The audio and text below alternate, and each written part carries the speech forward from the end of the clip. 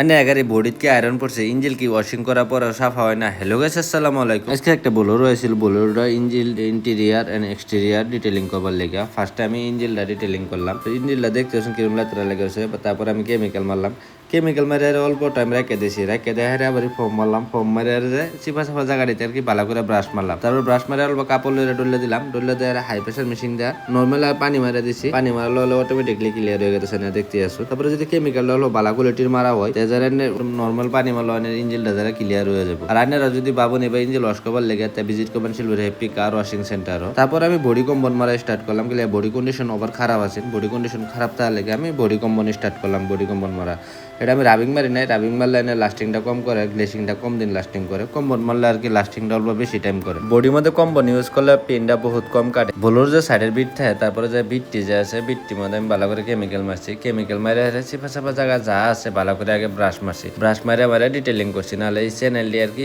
Edit মামর দরবার chance থাকে আর কি আউটসাইড থাকে। তারপরে আবার ডিটেলিং ফর্ম ওয়াশ লাগাইছি, ডিটেলিং ফর্ম ওয়াশ এটা লে করতেছি।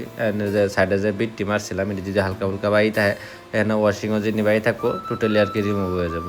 এটা রিমুভ করবার লেগে আর কি ওয়াশিংয়ের টাইমে এটা মারানো হইলাম কম্পালসরি, যদি না মারা হয় তো এটা যায় ক্লিয়ার হওয়ার চান্সটা কম থাকে আর কি। তারপরে ওয়াটারপ্রুফ ব্যাগ যেটা আছে এটা আমি অ্যাপ্লাই করে থয়ে বলছি 12 ঘন্টার লেগে, 12 ঘন্টার লেগে থইলে আর কি বালা বেশি। সকালে যায় উঠতে আবার মেশিন মেরে দিছি, সকালে যায় উঠতে মেশিন মেরাতে এই গ্লেসিংটা লাস্টিংটা বেশি দিন করবো। ধরুন 8 থেকে 9 মাস গ্যারান্টি থাকবো এটা, আর 8 থেকে 9 মাস গাড়ির বডি কন্ডিশনটা এরকমই সেম কালারই থাকবো। আর খালি ইঞ্জিনটা পলিশ মেরে দিয়েছি, ইঞ্জিনটা আগের মতনই ব্র্যান্ড নিউ শোরুম কন্ডিশন আয়া পড়ছে। লাস্ট সিনেমেটিক শটটি এনজয় করে যান। আসসালামু আলাইকুম। আমার লেগে দোয়া করবেন, আর কেরা করতে ভিডিও দেখতেছেন কমেন্ট করে জানাবেন।